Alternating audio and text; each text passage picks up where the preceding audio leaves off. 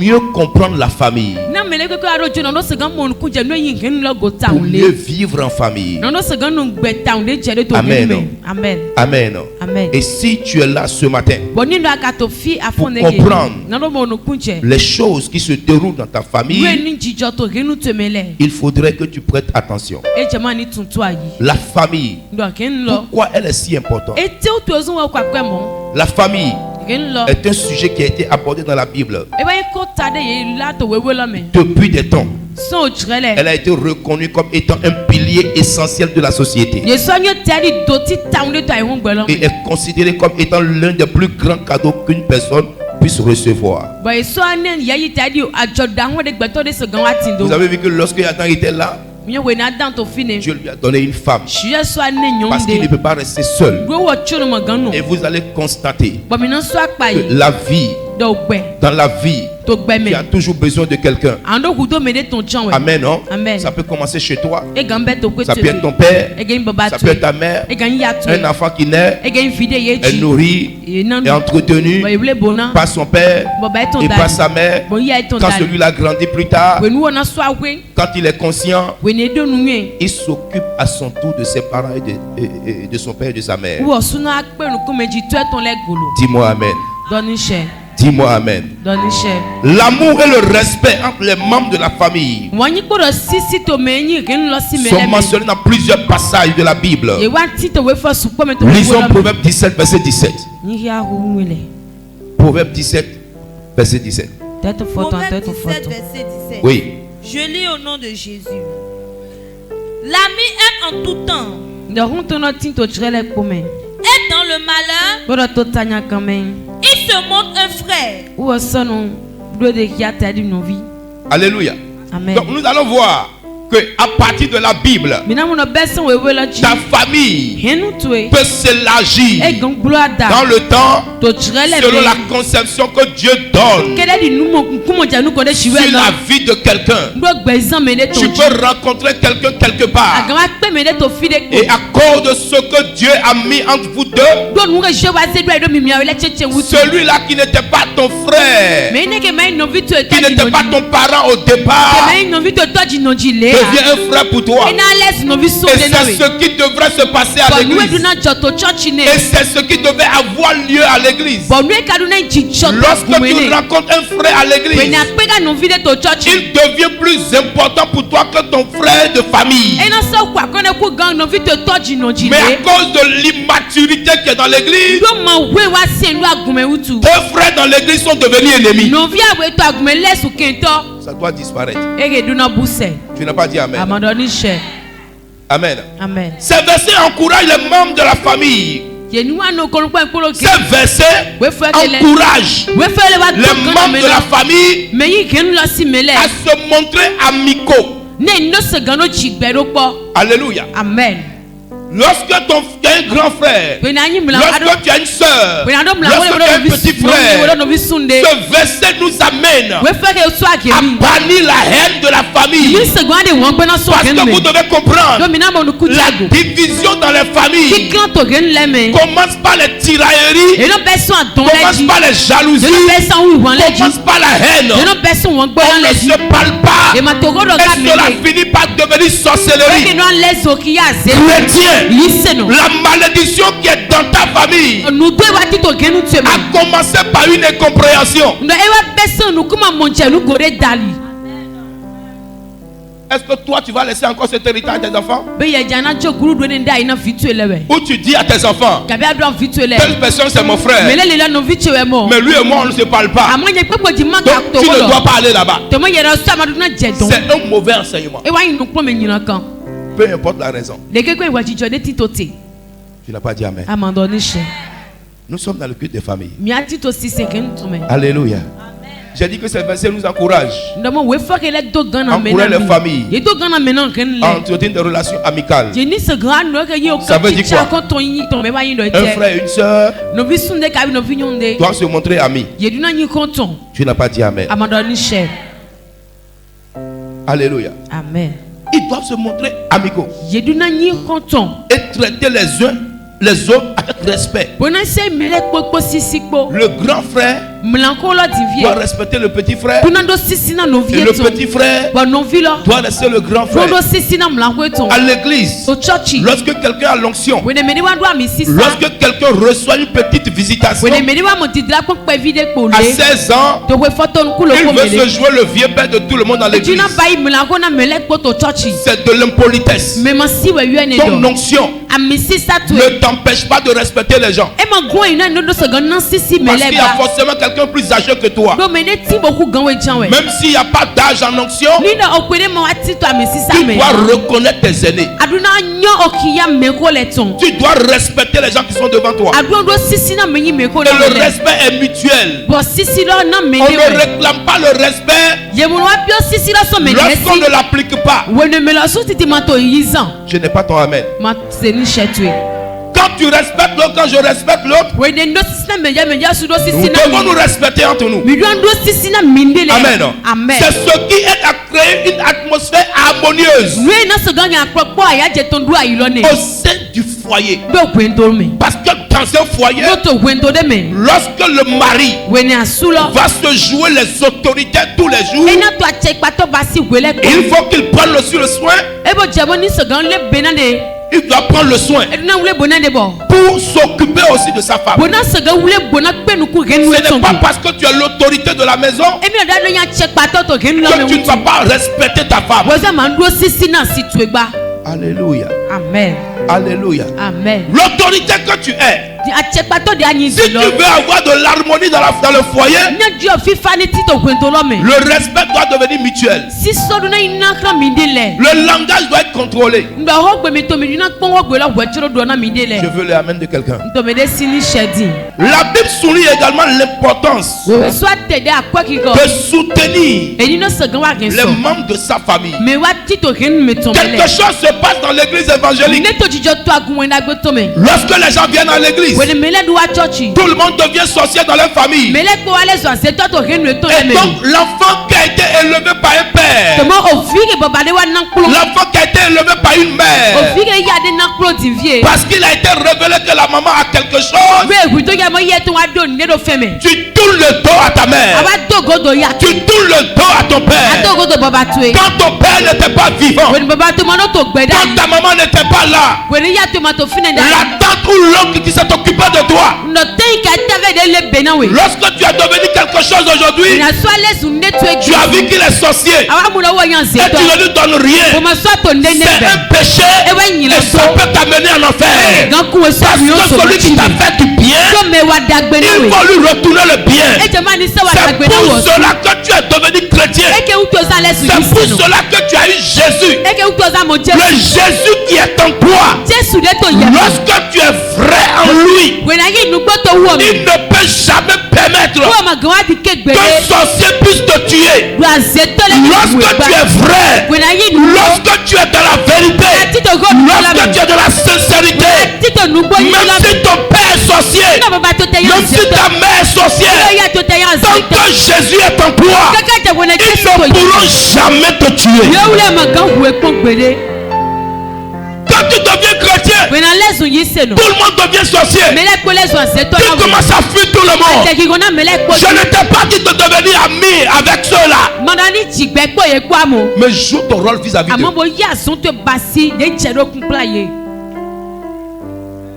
Pourquoi sa sorcellerie ne t'a pas tué quand tu étais encore petit?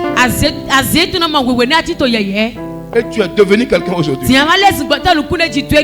Si on ne t'a pas tué hier, c'est aujourd'hui on va te tuer. Ce que tu as à faire, tu dois le faire. Un enfant ne manque pas de respect à son père. Un enfant ne manque pas de respect à sa mère. La famille qui n'a pas de malédiction, et l'enfant commence à se comporter comme ça, lui il va laisser malédiction maintenant à ses propres enfants. Chrétien, tu dois sortir de là. Tu n'as pas dit amen. L'atmosphère harmonieuse doit être créée au sein du foyer. Et tu dois comprendre que le foyer est sacré. Amen. Non? Amen.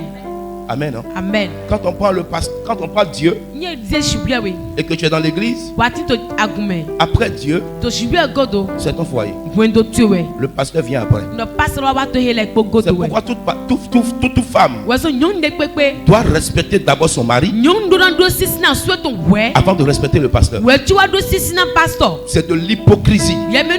C'est du mensonge. Lorsqu'une femme se couche pour le pasteur et affronte son mari, c'est une malédiction.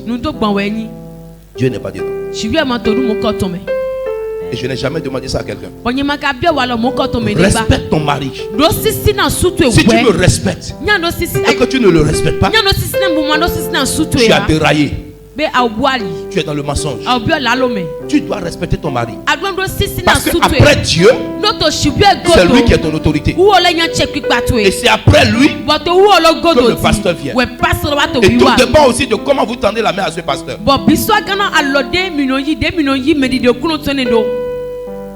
Amen, amen. Amen. Ésaïe 54, verset 10.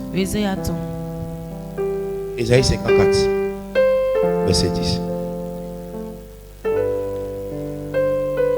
Ésaïe 54, verset 10.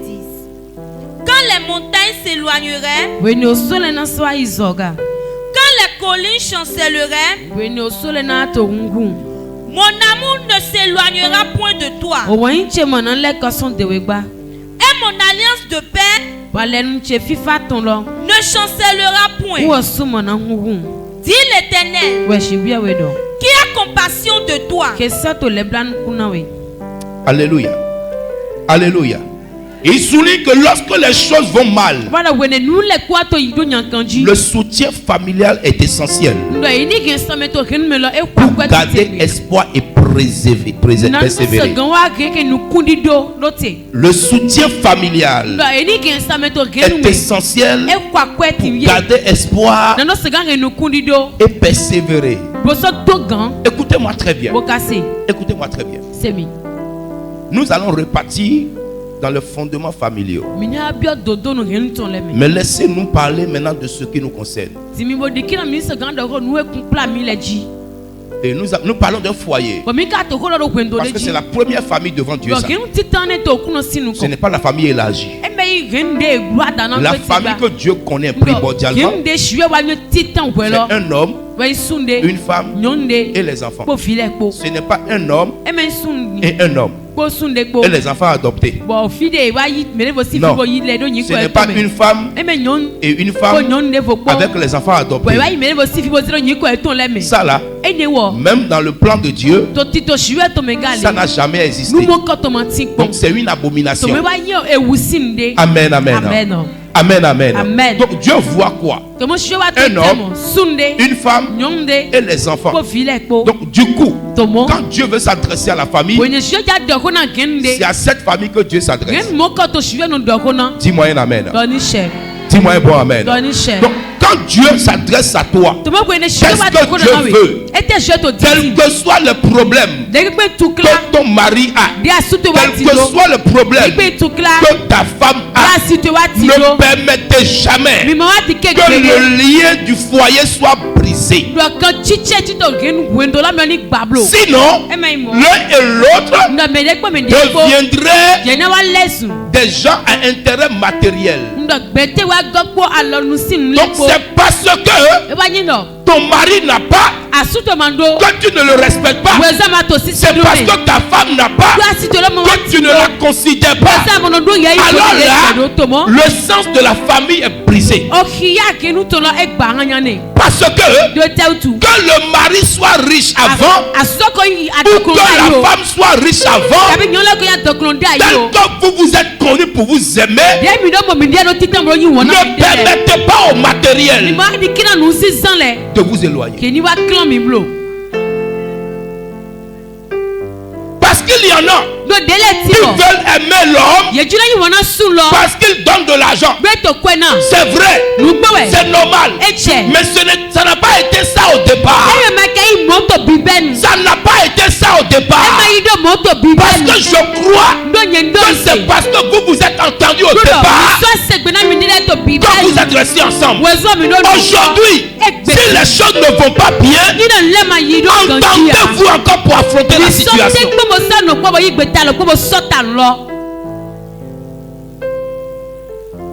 Alléluia. Amen. Quand on te refusait de marier cet homme, tu as refusé. Quand on te refusait de marier cet homme, tu as refusé. Quand on te refusait de marier cette femme, tu as dit non. C'est elle qui est le battement de mon cœur. Ça doit continuer à battre.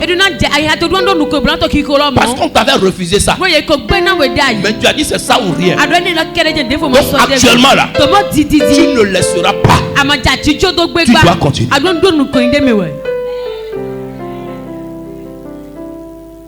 Alléluia. Rappelle-toi. Quand ton père te disait je ne veux pas, tu avais dit quoi? Quand ta mère t'avait dit quand je regarde ce homme, il ne peut pas faire ton bonheur, tu as dit maman, c'est lui ou rien. Aujourd'hui tu dis quoi? Continue. Ce que vous ne savez pas, Dieu n'a jamais donné ses sessions à un mariage. Il n'a jamais arrêté ça. Ça va s'arrêter dans ta tête, dans ton comportement. Prie pour que Dieu accorde ton divorce.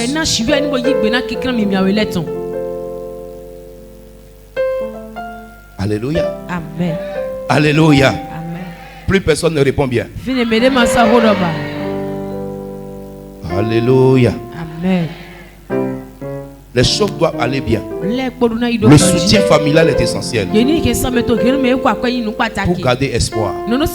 Je soutiens ma femme me soutient. Et nous avons espoir et nous continuons. Que Dieu donne la force à des familles ce matin. La Bible encourage également les parents à guider leurs enfants sur la bonne voie. Psaume 78, versets 5 à 7. Psaume 78, versets 5 à 7. Psaume 78, verset 7. Versets 5 à 7. Il a établi un témoignage en Jacob. Il a mis une loi en Israël. Et il a ordonné à nos pères de l'enseigner à leurs enfants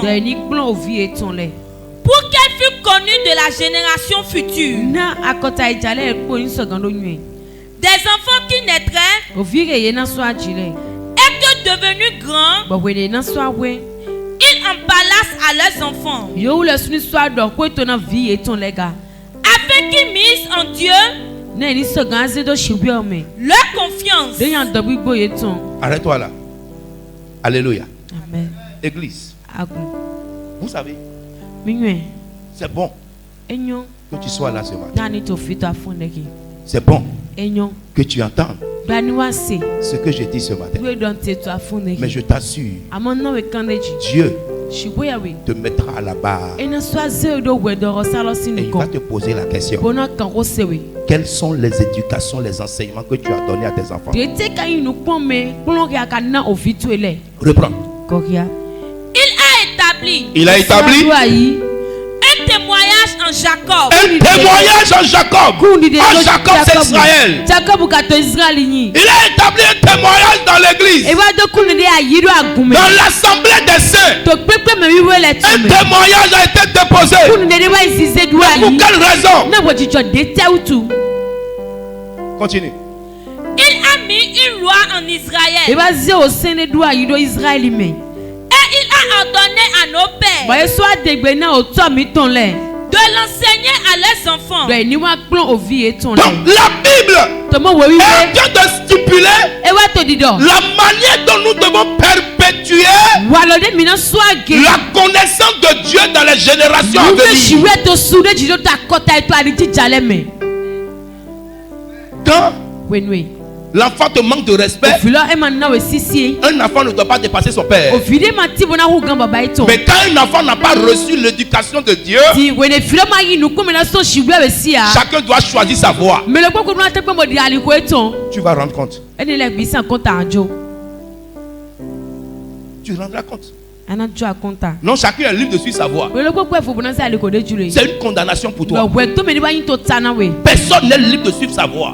Parce qu'il n'y a pas deux voies. Il y a une seule voie.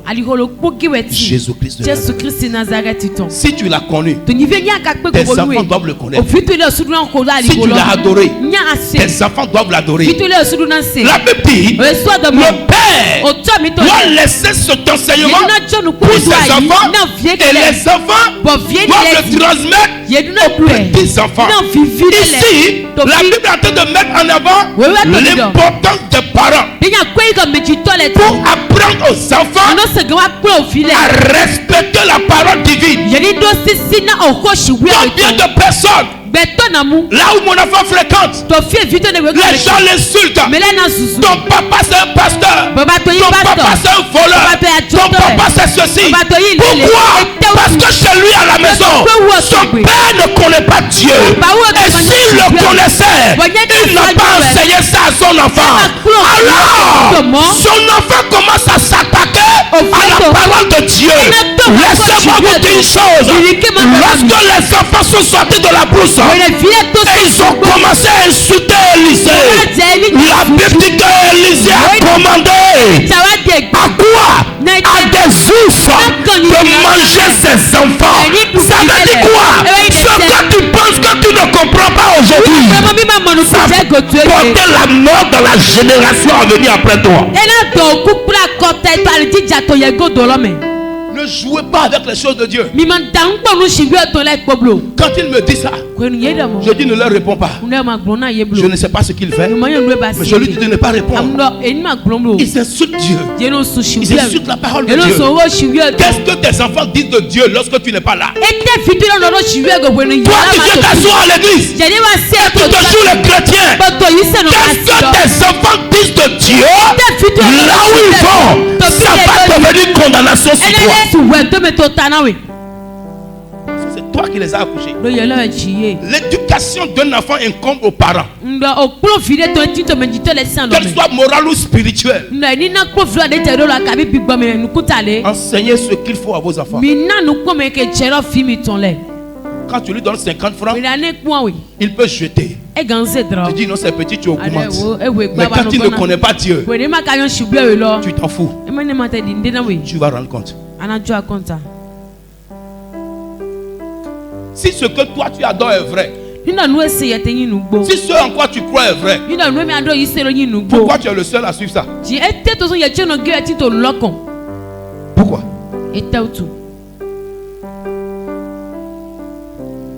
C'est pourquoi nous devons intercéder pour nos enfants qui sont déjà grands, qu'on ne peut plus commander.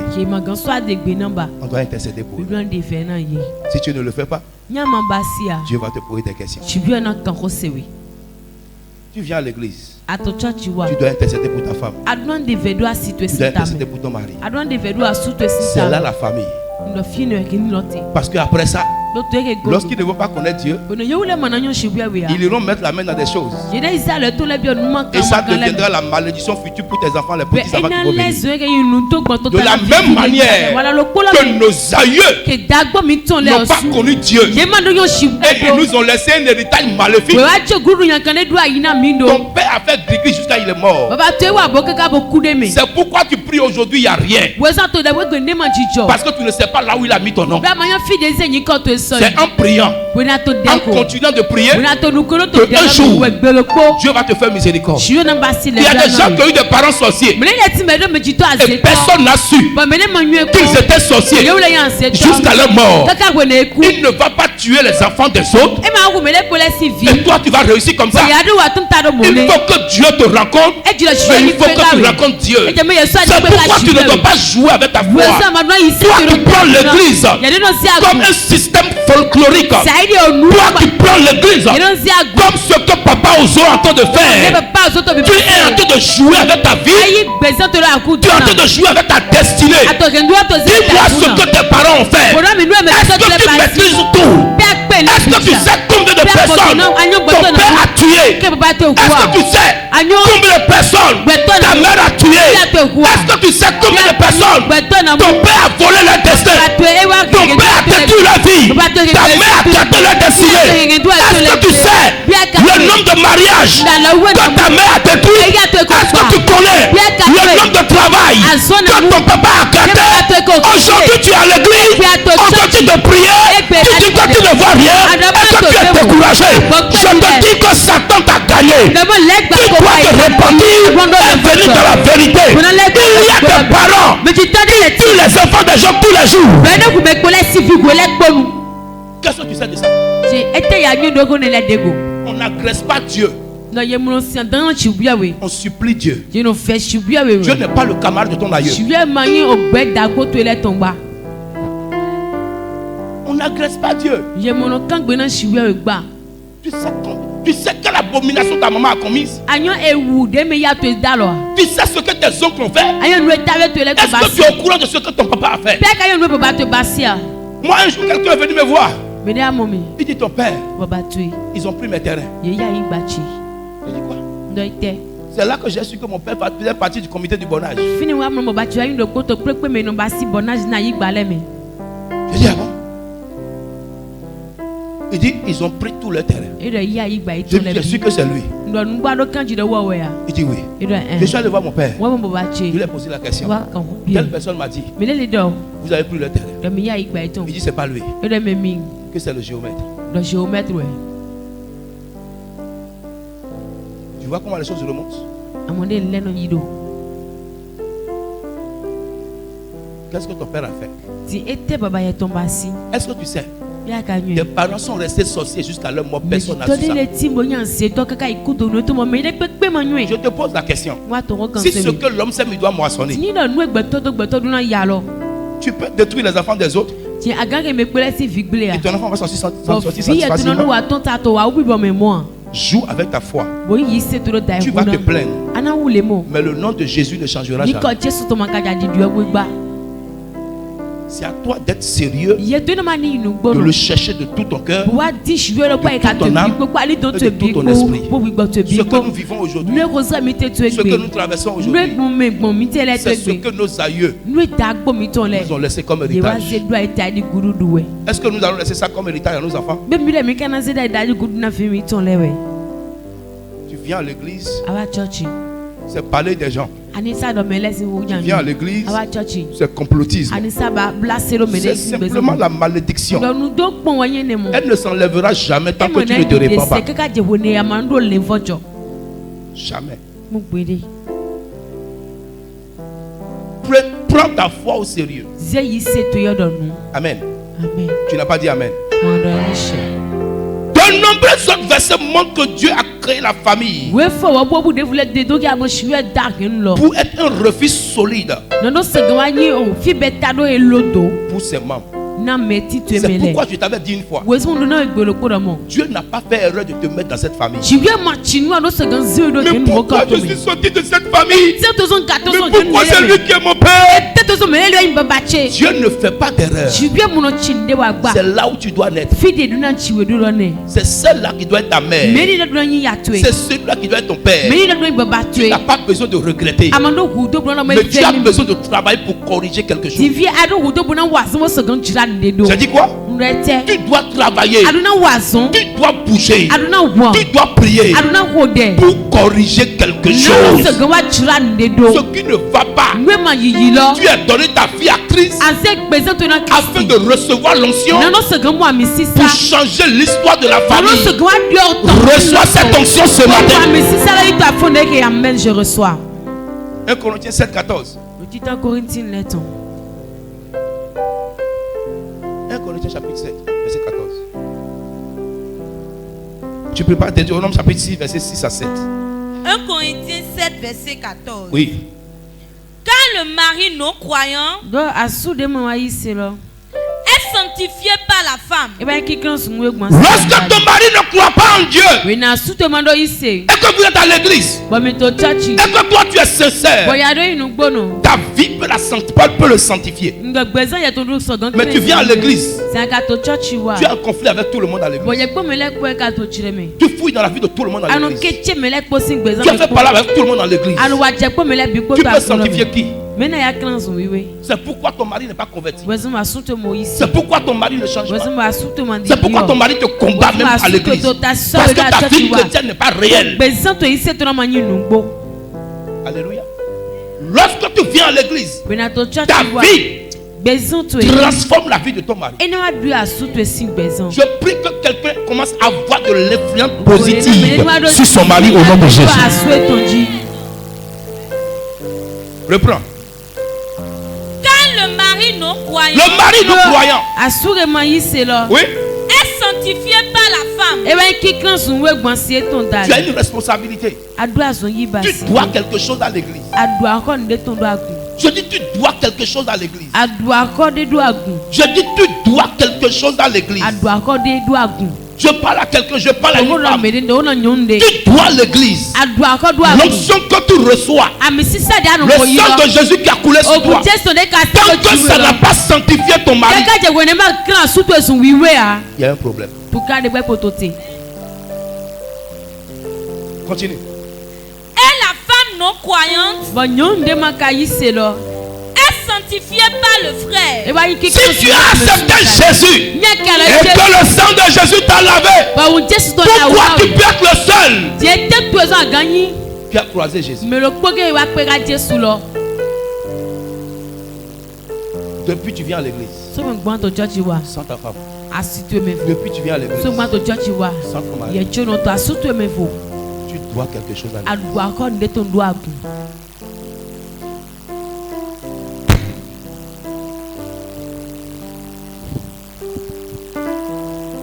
Je dis tu dois quelque chose à l'église. Oh, la Bible ne devait rien à personne. Ta femme est où? Ton mari est où? La manière dont tu traites ton mari à la maison va déterminer comment il va venir à l'église. La manière dont tu traites ta femme à la maison va déterminer pourquoi il va venir à l'église.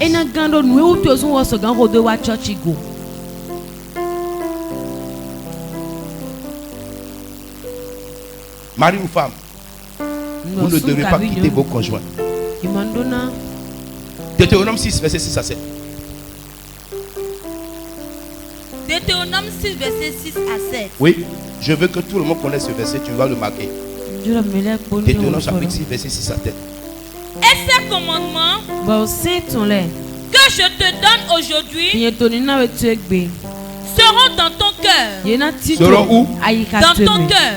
Garde celui-ci spécialement dans ton cœur. Tu les inculqueras à tes enfants. Et tu en parleras quand tu seras dans ta maison. Au nom de Jésus, Dieu te donne une maison où tu vas rester avec ta famille. Parce que cette prophétie, cette parole, lorsque tu es en location, quelqu'un a dit que dormir dans la location, c'est comme dormir au dehors, rester au dehors. C'est la vérité. Quand tu es en location, c'est comme si tu dors dehors. Dieu va nous faire miséricorde. La parole s'accomplit pour quelqu'un qui est dans sa maison avec sa famille. C'est ça le sens de la famille. En Côte d'Ivoire, les gens s'en foutent. Tu vois quelqu'un qui a loué maison Sikoji, il est resté là. Il est devenu grand-père dans la maison. Son enfant s'est marié là et ils sont restés là. Ça devient leur maison familiale et pourtant c'est location. La famille n'a pas son sens. Dieu va t'établir. Ton amen est faible. Je dis Dieu va t'établir quelque part. Allons-y. Et tu en parleras quand tu seras dans ta maison. Dans ta maison. On n'a pas dit dans ta location. Vas-y. Quand tu iras en voyage, quand tu te coucheras, et quand tu te lèveras,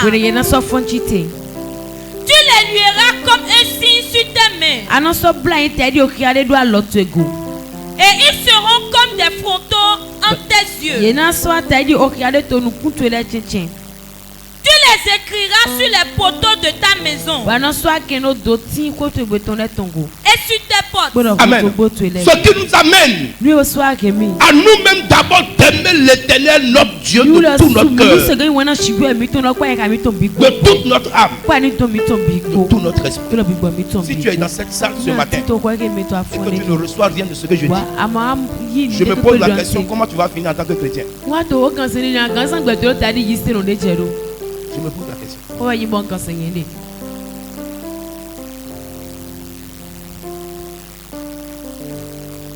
Si c'est Dieu, si c'est les chrétiens que Dieu va sauver, cet enseignement est un fondement de la foi chrétienne. Tu dois aimer Dieu. Je ne te parle pas d'église. C'est parce que c'est l'église que tu viens à l'heure que tu veux. C'est parce que c'est le prophète Ozo que tu viens comme tu veux, quand tu veux. Mais si c'est Dieu, je te parle. Parce que regarde, si tu aimes Dieu, ton comportement va changer. Tu n'as pas dit amen.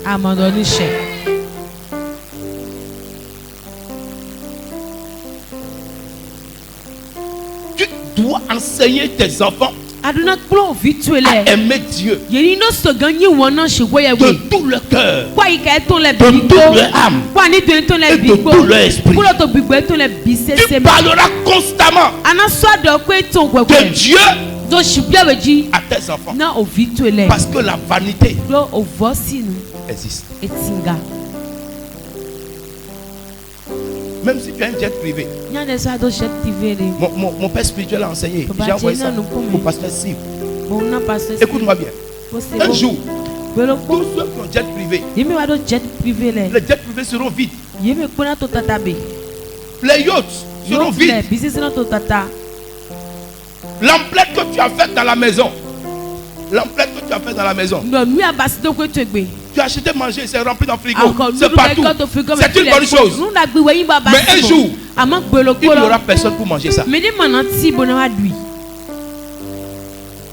jolis habits que tu achètes, les jolis habits que nous portons, un beau matin, ça sera à terre. Parce que personne ne va porter ça. C'est à cause de ça que tu cours. C'est simplement pour ça. C'est bon. Mais mets Dieu en avant. C'est bon. Mais place Dieu en premier. Alléluia. Amen.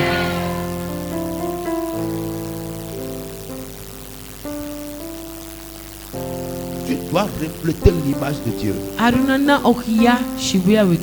Amen, amen. Amen. Tu aimeras l'Éternel ton Dieu de tout ton cœur, de toute ton âme et de toute ta pensée. Tu parleras constamment de lui à tes fils. Et ces portions de la Bible nous encouragent.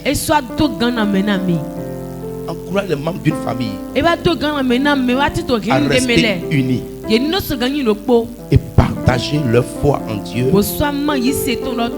avec leurs proches afin d'avoir une relation plus profonde basée sur l'amour et la confiance mutuelle. Et regardez, est-ce qu'aujourd'hui vous croyez que moi je peux donner ma bouteille d'eau à tout le monde pour garder? C'est pas possible. Vous allez voir quand les pasteurs viennent ici, chacun est prudent. Parce qu'il ne sait pas. Est-ce que le prophète Ozo veut l'empoisonner? Ou bien quelqu'un a payé le prophète Ozo pour l'empoisonner? Moi aussi, quand je vais quelque part, je suis prudent. Pourquoi?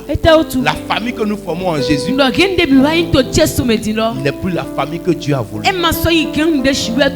À cause de quoi? De nos comportements de tous les jours. Et c'est la même chose qui se passe. Le mari a peur de la femme. La femme a peur du mari. Les enfants ont peur de leurs parents. Et ce climat amène chacun à chercher sa protection d'une manière ou d'une autre.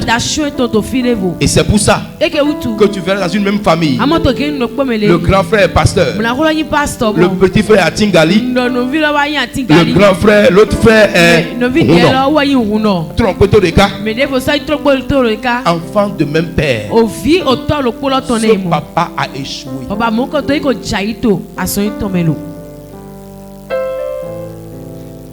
Il a échoué.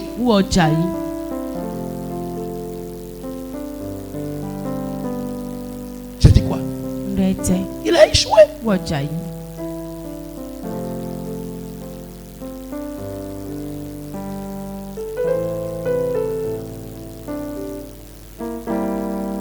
Dieu va nous demander la vie de nos enfants. La vie de nos enfants. Dieu va nous demander des comptes.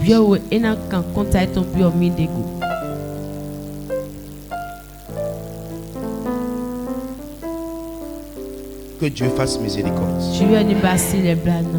La confiance mutuelle.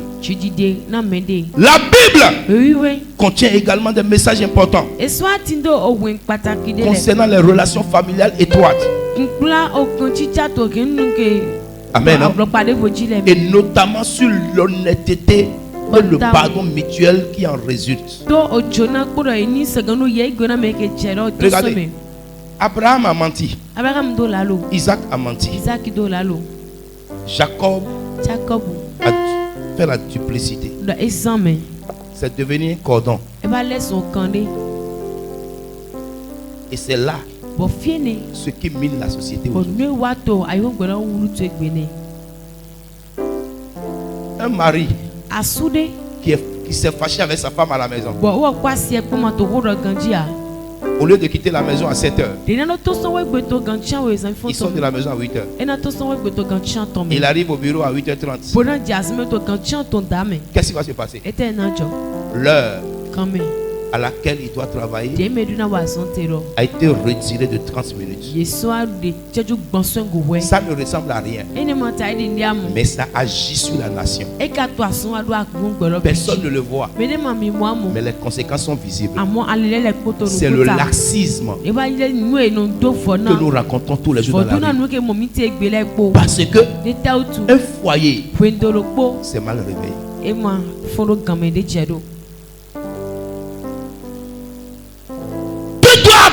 Tes enfants à être honnêtes. Ton enfant a 16 ans. Envoie téléphone de 250 000 à la maison. Et tu te mets dans la cour pour narguer les voisins. Mon enfant a acheté un téléphone. iPhone dernier cri, 250 000. Tu es maudit. Tu es maudit. La malédiction est sur toi. Tu dois te repentir. Je te dis la vérité. Ton enfant fait quel travail? Tu es un voleur. Ton enfant aussi est un voleur. Ton enfant qui ne fait rien vient avec un téléphone de 250 000 et tu es content. Au lieu de pleurer, tu cries. Où est l'honnêteté dans la vie de ton enfant? Mais c'est parce que toi-même tu es malhonnête que tu cautionnes ton enfant. Et vous deux, vous êtes la même chose. La société va prendre un coup à cause de toi. Écoutez-moi bien. La Bible dit le scandale peut venir, mais malheur à celui par qui ça doit venir.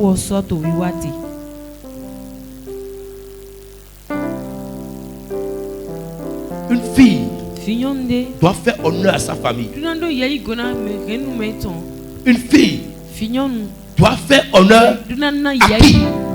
À sa famille. Tu prends la dot. On fait coco.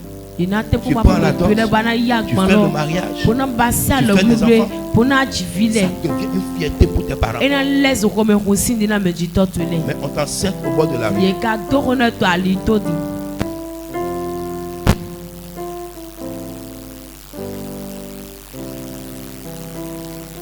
C'est un déshonneur. Il n'y a pas d'honnêteté. Est-ce que quelqu'un est avec moi ce matin? Nous parlons du culte de la famille ce matin. Et c'est le premier. La première édition. Les relations familiales étroites basées sur l'honnêteté, le pardon mutuel. Pourquoi dans une famille d'abord la pauvreté vous agace? Le papa, la maman, donc dans la chambre salon avec l'aîné qui a 38 ans, le second à 32 ans, le dernier à 26 ans. Et vous êtes dans rancune dans la chambre salon. Même si Satan vous a aveuglé, réveillez-vous. Est-ce que une chambre salon, c'est un endroit où un papa avec ses fils adultes vont habiter, et c'est là que le grand frère ne parle pas avec le papa et la maman ne parle pas avec le dernier, et ils se dépassent dans la chambre salon. Priez pour qu'on ne vous enterre pas tous dans cette maison.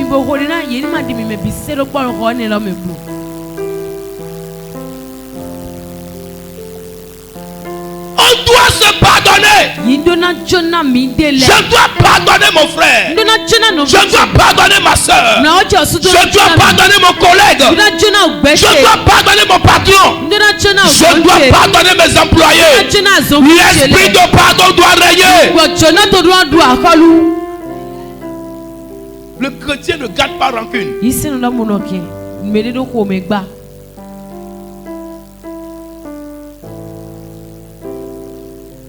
Le chrétien ne garde pas rancune. Sortez de ce chemin. Soyez honnête. Soyez franc. Soyez véridique.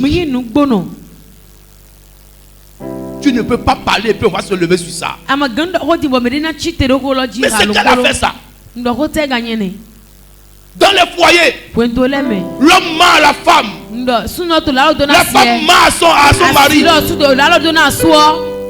Je vous dis la vérité.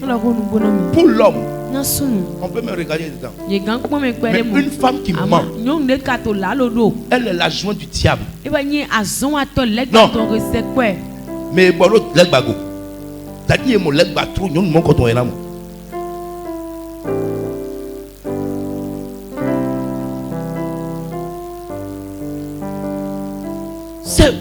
les vertus ont disparu. Le minimum a disparu. Le minimum. Les fidèles mentent au pasteur. Le pasteur même, on dirait que c'est ça qui a devenu même son barbelé. Mensonge est rentré dans son corps jusqu'à. On ment au pasteur. Allô? Allô, papa. Oh, papa. Papa. Oh, j'étais à la réunion. Oh, j'étais ici. Oh, tu gagnes quoi dedans? Le fruit du mensonge, c'est la mort.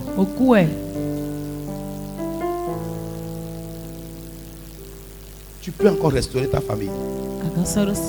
Tu peux encore restaurer ton foyer.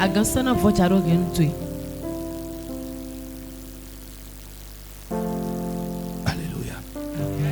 Alléluia. Là où il y a le mensonge, le diable va bien s'asseoir.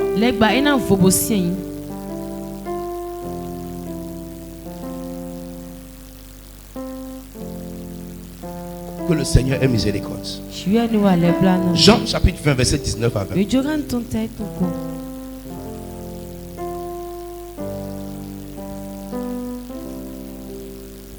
Jean 20 verset 19 à 20.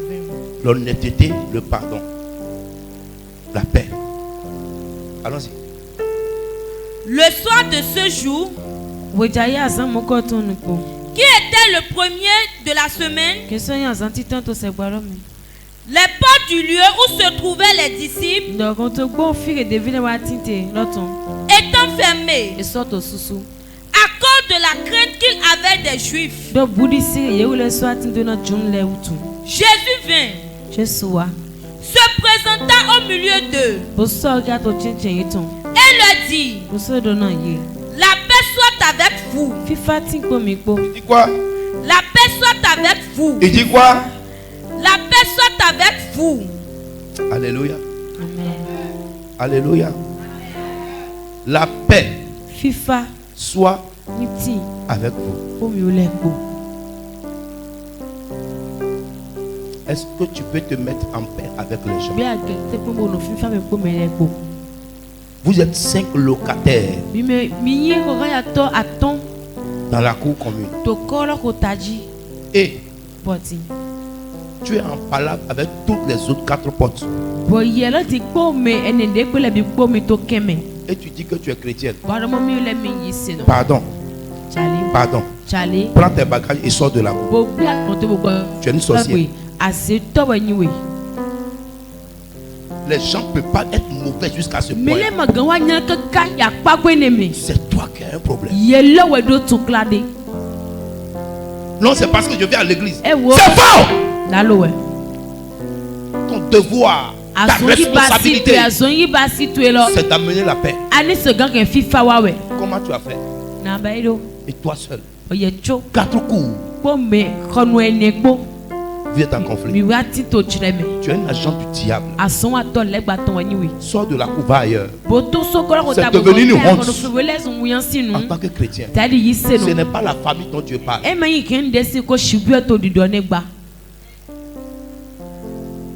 Sors de là. Va faire ton expérience ailleurs. Ce n'est pas normal.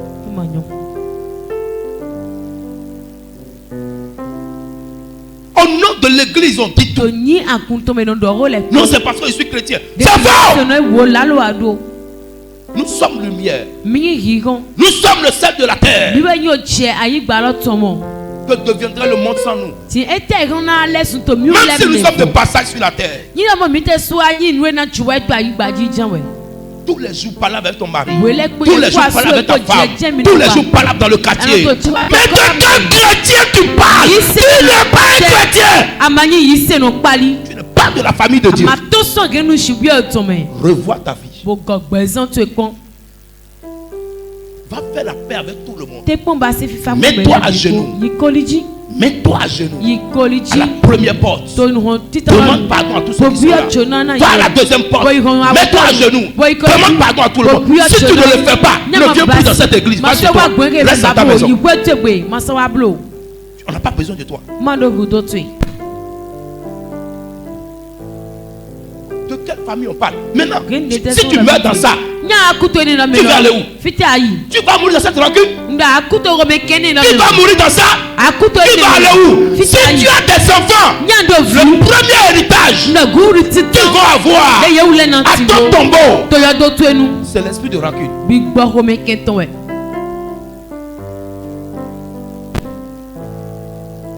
L'église, c'est la vie, c'est l'amour. L'église, c'est le pardon. Nous on subit beaucoup de choses. Mais pour préserver l'église, on ne parle même pas des fois. Pourquoi? On veut préserver. Dieu, chrétien, on parle de la famille. Ton ami peut devenir ta famille. Ton voisin peut devenir ta famille. Ton voisin peut se convertir à cause de toi. Mais si tu fais parler avec lui tous les jours, il va venir comment?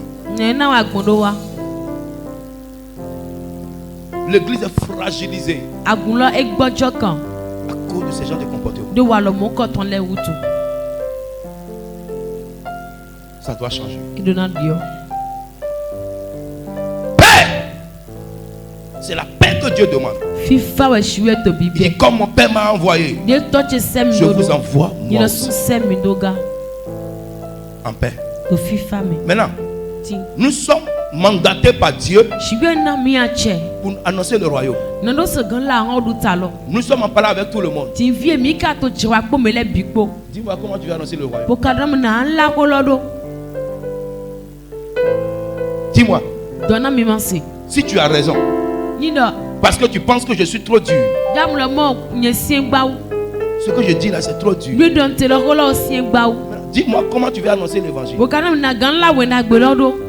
Je vous dis la vérité ce matin. Il y a des chrétiens qui sont vraiment des méchants. Ils sont des vipères. Ils n'ont pas l'amour. Ils n'ont pas l'acceptation de l'autre.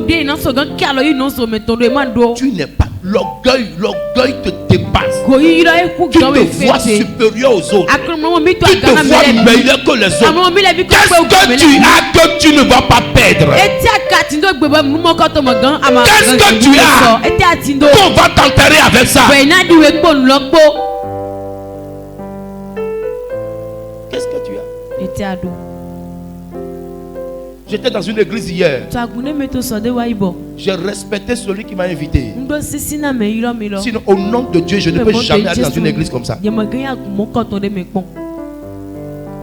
Au nom de Dieu, je ne peux jamais aller. Je suis déjà sorti de cette église. Et j'ai revu que c'est une église morte.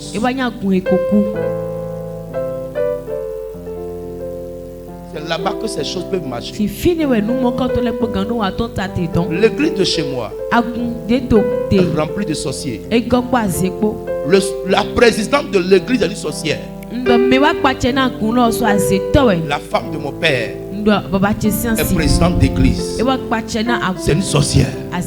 Et c'est le résultat de cette église partout aujourd'hui. N'importe quoi. C'est là-bas. Mais ici, on doit te dire la vérité. Le Saint-Esprit est en œuvre. Tu ne peux pas te réclamer de Dieu et manifester l'animosité, la méchanceté, la haine, la jalousie, l'orgueil. Il n'y a rien. Ça c'est de l'habillement. Habillé, ça va tomber. Ça ne sert de rien. Ta maison, ta voiture, ton argent, c'est zéro.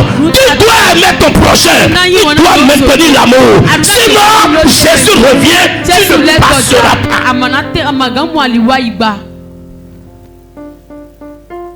La famille commence par l'amour. Un homme et une femme doivent s'aimer d'abord avant de fonder un foyer.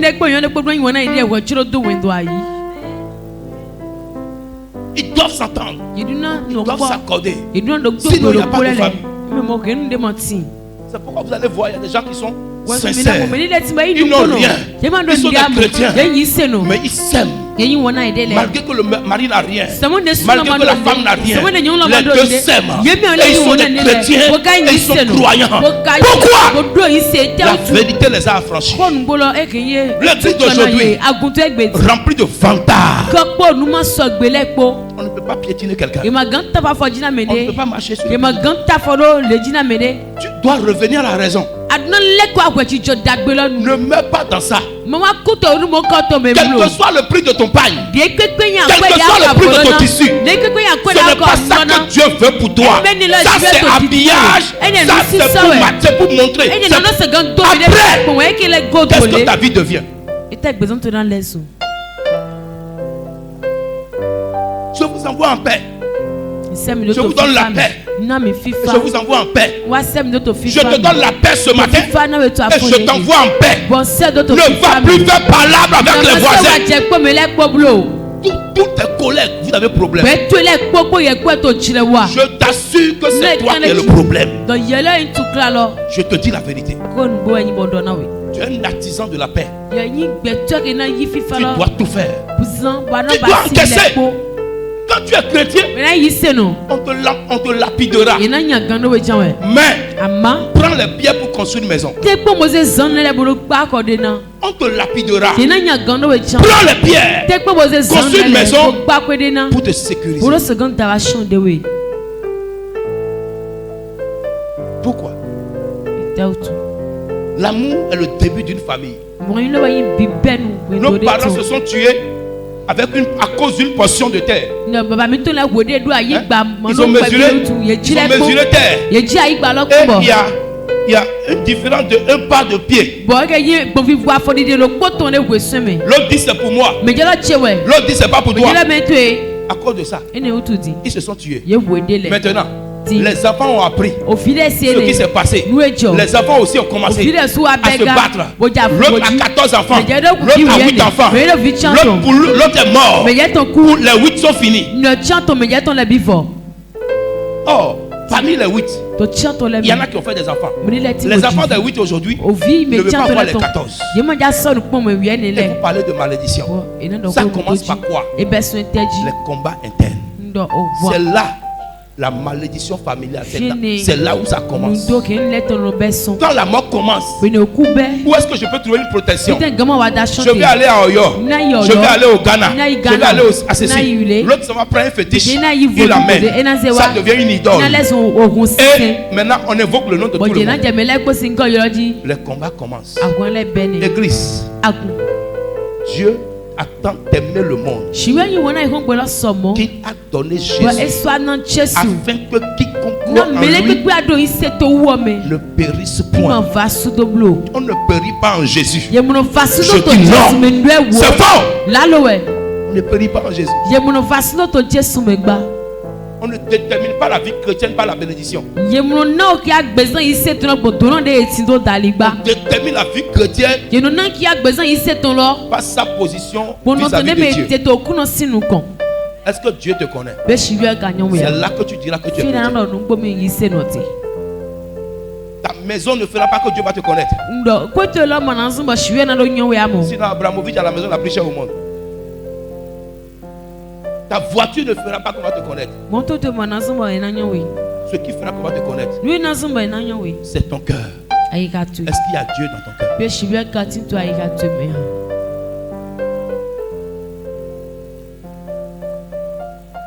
Il souffla sur le Saint-Esprit.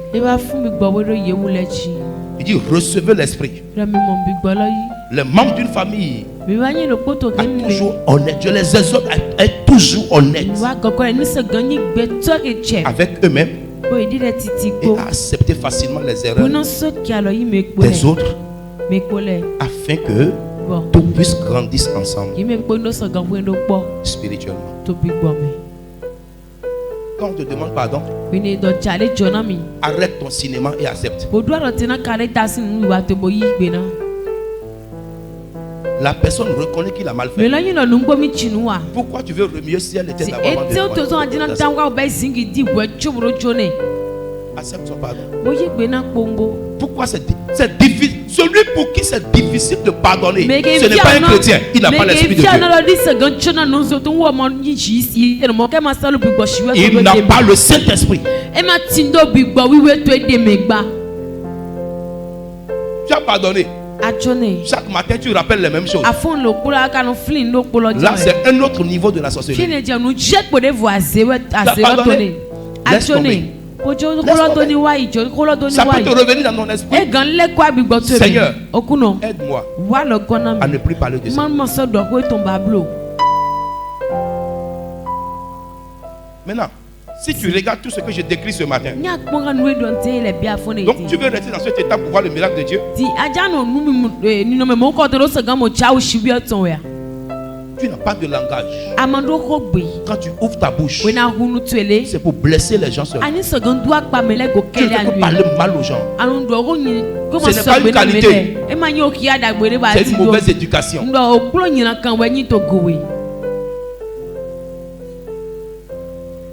C'est une mauvaise éducation. Tu dois chercher les vertus qu'il faut. Tu dois chercher les vertus qu'il faut. Une maison de palabres est une maison maudite. Une maison de bagarre, c'est une maison maudite. Une maison où les enfants ne sont pas bien éduqués. C'est une insulte à la parole de Dieu. Tu as des enfants qui frappent tout le monde dans le quartier, qui insultent tout le monde dans le quartier, et puis tu es fier. Non! Mets-toi à genoux, demande pardon à Dieu. Et prie pour tes enfants. Prie pour tes enfants. Deviens intercesseur. Femme, prie. Homme, prie. Tu as besoin de prier pour quelqu'un. Ta prière peut sauver quelqu'un. L'église, ce n'est pas ce que nous voyons partout. Et c'est mélangé. Non. Dites-moi le nombre de prophètes dont la Bible a parlé dans le Nouveau Testament.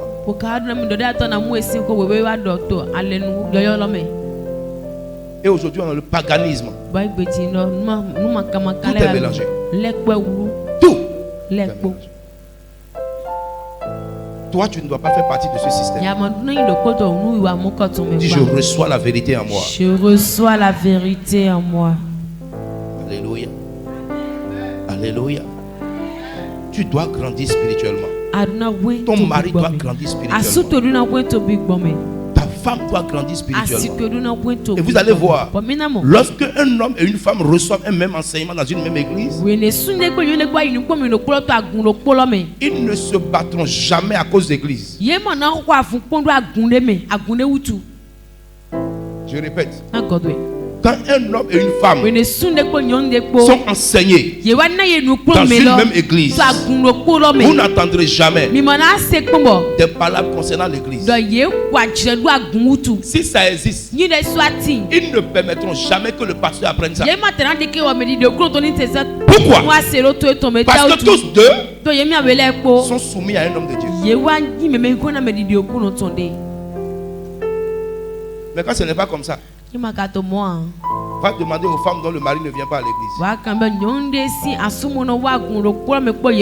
Injure qu'on donne au pasteur dans cette maison.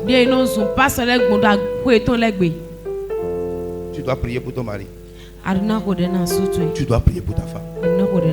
Parce qu'on ne lève pas la main sur un homme de Dieu.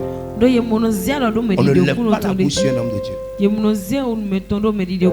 Alléluia. L'importance de nouer des liens forts au sein de sa famille est également soulignée par plusieurs passages bibliques. La famille doit être soudée. Ça doit être soudé. Si vous ne voulez pas laisser des malédictions générationnelles, vous devez être soudés. Vous devez être soudés. Les enfants sont unis autour du père et de la mère. Ça, c'est une famille solide. Quel que soit ce qui viendra, ça échouera. Pourquoi? La famille est unie. Je prie que des familles soient unies ici ce matin au nom de Jésus. Que tout lien de division dans votre famille soit brisé au nom de Jésus. Amen, amen. Éphésiens chapitre 6, verset 1 à 3. Tout le monde connaît ce verset. Éphésiens 6, 1 à 3. Éphésiens chapitre 6, verset 1 à 3. Éphésiens 6, verset 1 à 3. Enfants, obéissez à vos parents selon le Seigneur. Selon quoi? Le Seigneur. Pourquoi la Bible ajoute selon le Seigneur? Parce que si ce n'était pas Dieu, il y a des enfants même qui peuvent frapper leur papa. Et des papas qui ne vont jamais accepter leurs enfants. Mais Dieu dit, voyant tout ça, selon moi, obéissez. Ça veut dire quoi? Ce n'est pas facile. Parce qu'il y a aussi des parents. Un papa qui n'est pas bien éduqué, il va éduquer comment son enfant?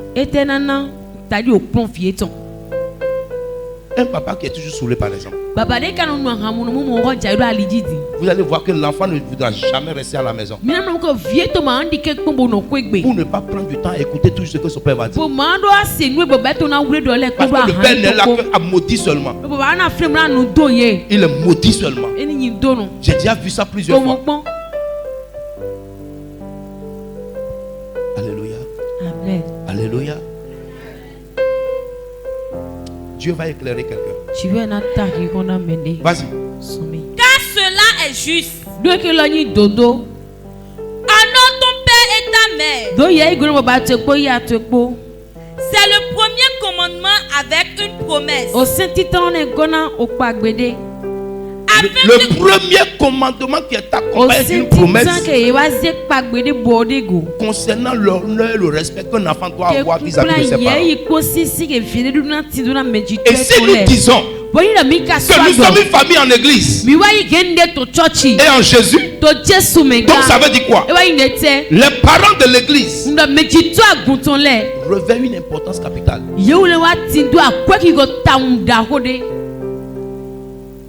Et c'est ça que toi tu fous le pied le plus.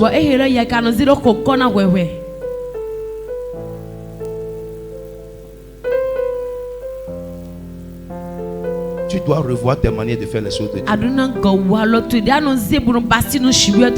le premier commandement qui est accompagné d'une promesse. Si tu veux vivre longtemps, honore ton père et ta mère. Si tu veux vivre longtemps.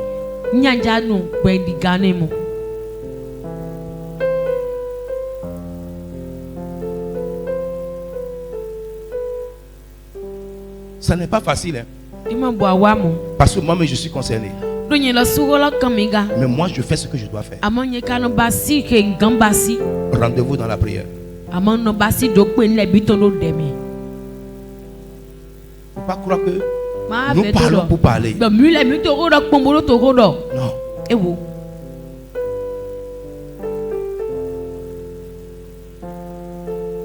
Dieu mettra fin à tes combats au nom de Jésus. Continue. Afin que tu sois heureux et que tu vives longtemps sur la terre. Écrivez ça quelque part. Ma joie et ma paix et ma longévité dépend de l'honneur que je donne à mes parents. Reprends cette partie là. Afin que tu sois heureux et que tu vives longtemps sur la terre. Donc tu veux être heureux. Tu veux vivre longtemps sur la terre. Est-ce que tu veux être heureux? Est-ce que tu veux vivre longtemps sur la terre? On ne t'a pas dit d'honorer ton papa pour faire son fétiche qu'il a fait. Ou bien pour prendre du doigt de ta maman. C'est pas ce qu'on t'a dit. Refuse toute adoration qui ne confesse pas Dieu. Tout le contrat que vous avez. Le contrat que vous avez. Tu dois le bénir. Tu ne dois pas permettre de lui manquer de respect. Tu ne dois pas te permettre de l'insulter. Mais tu peux le couvrir, tu peux les couvrir de cadeaux. Tu seras heureux. Amen. Et tu vas vivre longtemps. C'est un principe. 1, 2, 3. Tu vois ta maman sorcière, tu commences à... Non! C'est pas comme ça.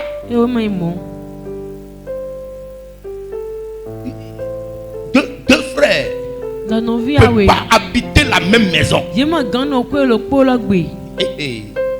Palable.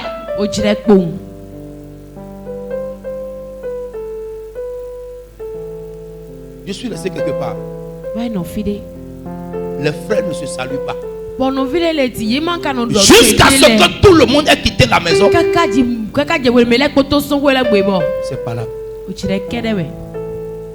Allez-y poser la question à la fille que le papa a amené la maman. Quelle vie tu mènes aujourd'hui? Ne permets pas que ta mauvaise vie devienne une mauvaise retombée pour tes enfants. Tu sais ce que tu es, tu sais ce que tu fais. Tu sais qui tu es devant Dieu. Chrétien qui vient à l'église et qui a la main dans toutes sortes de gris-gris. Tu ne trompes personne. Ta présence ici à l'église là, je t'assure, Dieu ne te voit pas. Dieu ne te voit pas. Ta bouche est comme une odeur nauséabonde devant Dieu. Dieu ne te connaît pas. Si tu es intelligent, il faut rester. Chrétien féticheur, chrétien gris-grisseur, chrétien marabouteur, Dieu n'a pas besoin de toi.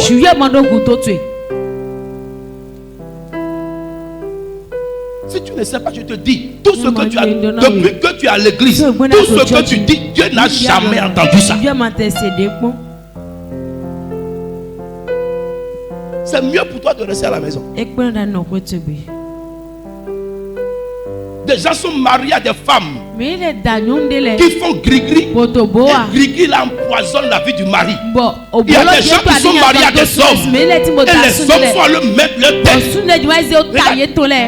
Il y a un foyer actuellement. La femme est en train de s'apprêter pour revenir à la maison. Pourquoi? Son mari est devenu chef féticheur.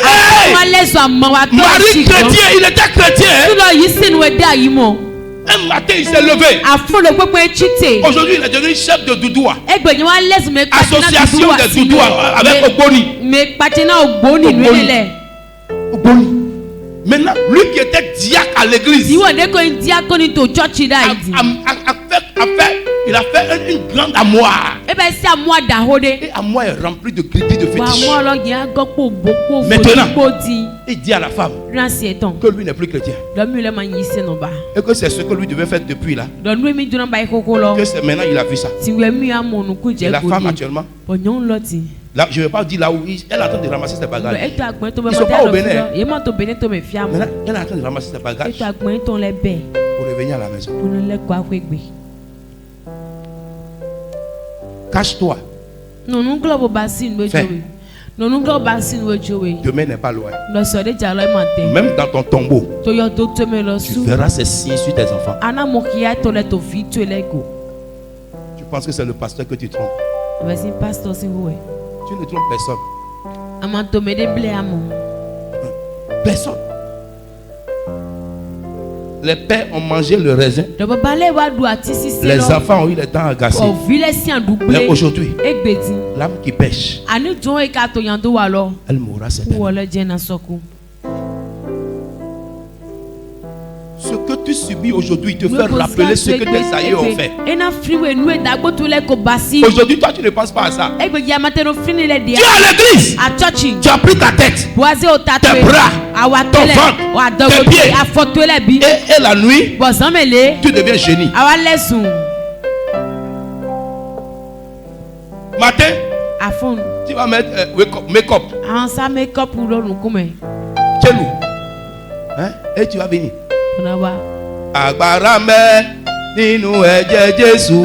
Oh, tu sais où tu prends ta puissance.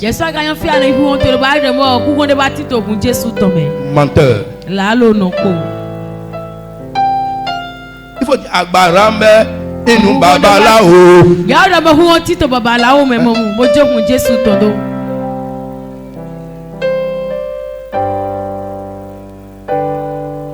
Dieu nous voit tous. Dieu.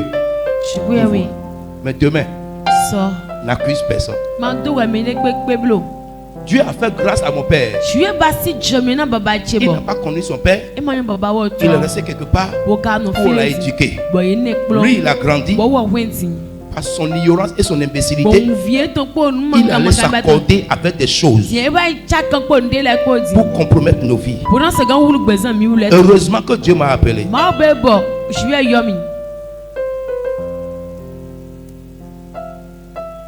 Nous prenons nos propres mains pour amener des choses. Que Dieu fasse miséricorde. Je dis que Dieu fasse miséricorde. Imagine, pense un instant, là où tu es tout de suite. Regarde, là où tu as donné 500 000. Là où tu as donné 800 000. Là où tu as donné 1 million. Pour faire ce gris-gris là. On t'a dit quoi sur ça? Aujourd'hui, tu ne vois pas ces signes dans ta vie. Cela t'amène à être sincère avec Dieu. Mais tu ne veux pas. C'est là maintenant que tu choisis encore visionnaire. Oli Céleste. Oli, ceux qui portent chaussures là. Sérafou. Oli, quoi encore? Oui, des mondes à faut pas, des noms à faut pas. Tu as toutes sortes de Oli. Homme spirituel. Et le numéro est dans ton téléphone là maintenant. Tu es assis avec le numéro de féticheur à l'église. Numéro de féticheur dans ton téléphone. Et tu l'appelles. Mais à l'église, tu as ton portable. Vos audios sont là maintenant. Si Dieu peut appuyer ton audio, et ça va sonner dans les baffes maintenant.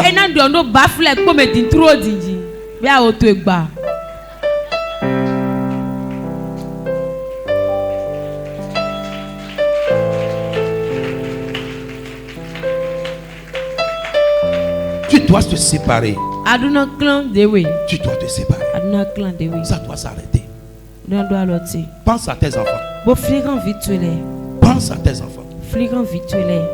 Moi, nous on a tracé des choses sur nous. Nous, on nous a mis dans des choses. Je ne mettrai mon enfant dans rien.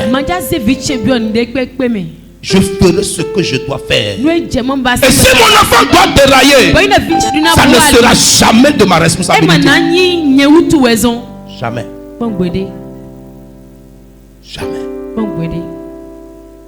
Je n'ai jamais, même les maladies les plus compliquées, où on dit non, ils n'ont jamais eu ça. Ou bien il faut tracer ici, mais ici.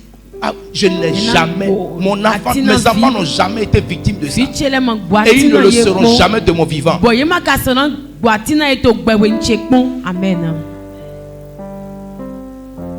J'influencerai mes enfants jusque dans leur âge adulte. À moins que je ne sois plus pasteur. Mon enfant ne sera jamais grand que moi. Et combien de temps? Il ne peut pas. Même dans ma vieillesse. Veille sur toi. Veille sur ta vie. Les temps sont mauvais. Jésus va revenir. Il n'y a pas de gris-gris qui fait marcher le travail. Il n'y a pas de puissance ténébreuse qui bénit. Non. Tout ce qui te bénit de la part du diable va te redemander encore ça demain. Qu'est-ce que tu choisis? Prends ta décision aujourd'hui. Parce que les temps sont mauvais. Jésus revient. En effet, un mariage heureux permet au couple de partager leur joie et peines quotidiennes, afin qu'ils puissent trouver du réconfort mutuellement au cours des moments difficiles. Donc la Bible tient compte du fait que malgré que tu sois chrétien, tu connaîtras des temps difficiles. Même si tu as trouvé un homme, la Bible dit que celui qui a trouvé un homme a trouvé le bonheur. L'homme qui a trouvé une femme a trouvé le bonheur. Mais malgré que tu as trouvé le bonheur, il y aura des temps de malheur. Ce qui va vous donner d'être fort, c'est votre compréhension mutuelle, votre amour mutuel. Vous devez partager tout ensemble. Il n'y a pas d'égocentrisme. Non. Ton mari pense à toi, tu penses à ton mari. Vous mettez les idées ensemble et vous construisez. Vous planifiez la vie des enfants ensemble. Regarde, Un enfant vient à l'église. Je prie pour lui. Il arrive à la maison. Son papa lui donne babala où il boit.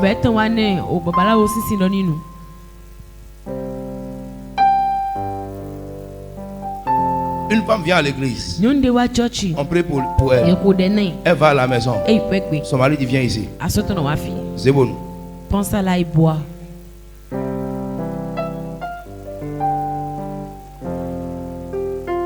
Tant que ton mari ne vient pas à l'église, tu ne dois pas cesser de prier. Tu dois continuer de prier. Si ton père, ton mari, ta femme ne vient pas à l'église, tu dois continuer de prier. Est-ce que vous savez, il y a des gens qui ont fétiche dehors. Mais la femme n'est pas au courant.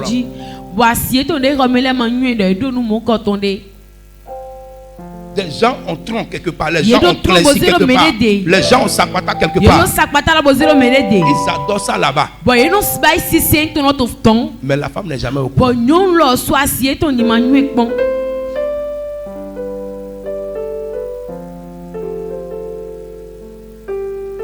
Un homme a voulu sacrifier son propre enfant. Je me suis opposé à ça. Jusqu'à aujourd'hui. Je suis devenu son ennemi. Mais j'accepte. Il peut tuer son enfant. Mais moi, il ne peut pas me tuer. Quel argent? Quel argent? Combien? Pasteur Christ. Il dit je n'ai besoin de rien. Les gens sont étonnés. Il dit pourquoi? Il dit j'ai des avions. J'ai des maisons en Chine. Un peu partout. Mais quand il voit que le voilà ici, ça ne sert à rien. C'est le nom seulement. La fierté. Mais Dieu n'a pas besoin de ça.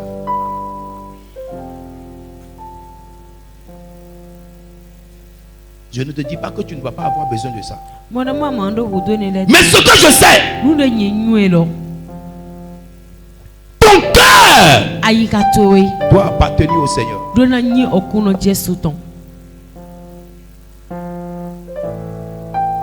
Ton cœur doit être pour Dieu. Si tu meurs là tout de suite,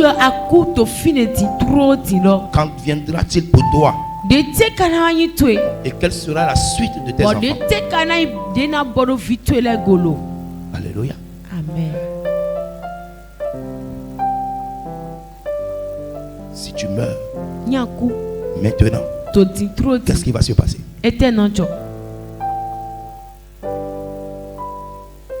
Alléluia. Amen.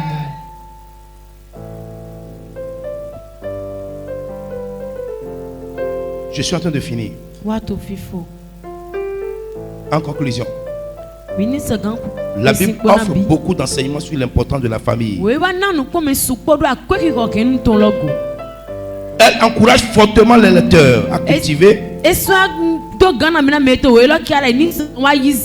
des liens durables basés sur l'amour et le respect entre chaque membre du foyer, ainsi qu'à partager sa foi avec ses proches, afin qu'ils puissent grandir ensemble spirituellement. Écoutez-moi bien. Ce dont il s'agit, c'est l'individualité. Mais Dieu va tenir compte de la famille. Parce qu'il a dit qu'il n'est pas bon que l'homme soit seul. Donc, la famille commence à partir du fait que Dieu a vu que l'homme ne doit pas rester seul. Dis amen. Parce qu'il faut qu'ils soient ensemble pour faire des enfants. Ils doivent être ensemble pour élever les enfants. Oui ou non? Vous allez voir que lorsque la maman élève seule l'enfant, il y a des décadences dans l'éducation de l'enfant. Parce que l'autorité a manqué. La voix forte a manqué. Mais quand il y a le père et la mère, quand ils sont d'un commun accord, ils arrivent à donner à l'enfant l'éducation adéquate.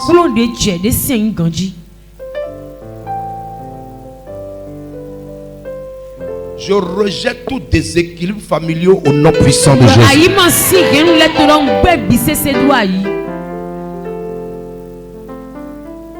Tout déséquilibre conjugal,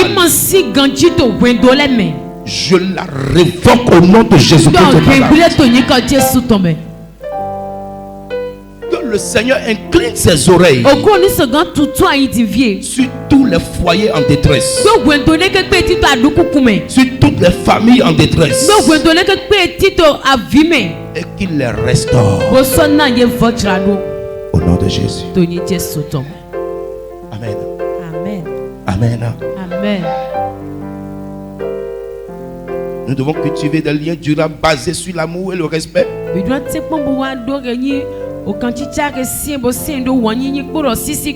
Entre chaque membre du foyer, ainsi qu'à partager sa foi avec ses proches, afin qu'ils puissent grandir ensemble spirituellement. Un foyer qui n'est pas spirituellement construit va mal finir. Je répète, le foyer qui n'est pas spirituellement construit. Parce que Matthieu 6:33 nous dit de chercher le royaume d'abord. Donc, spiritualité basée sur la Bible. Parce qu'il y a plusieurs formes de spiritualité. Vous savez, aujourd'hui, beaucoup de personnes prennent la Bible, mais tout le monde ne comprend pas la Bible. Et je ne dis pas qu'on doit tout comprendre. La Bible est trop grande pour qu'une personne la comprenne. Et Dieu est trop grand pour qu'une personne le connaisse. Mais la portion que Dieu va te répartir, tu dois la maîtriser. C'est pourquoi Moïse avait son couloir, Élie avait son couloir, Élisée avait son couloir. Chaque homme de Dieu a son couloir. Donc, chaque fidèle doit se connecter au couloir de son leader. Au travers de Christ, bien sûr. C'est pourquoi Paul dit: soyez mes imitateurs, comme je le suis de Christ, afin de parfaire l'œuvre salvatrice de Jésus à la croix. Tu ne dois pas rater ce pourquoi tu es devenu chrétien. Chaque verset présente un message unique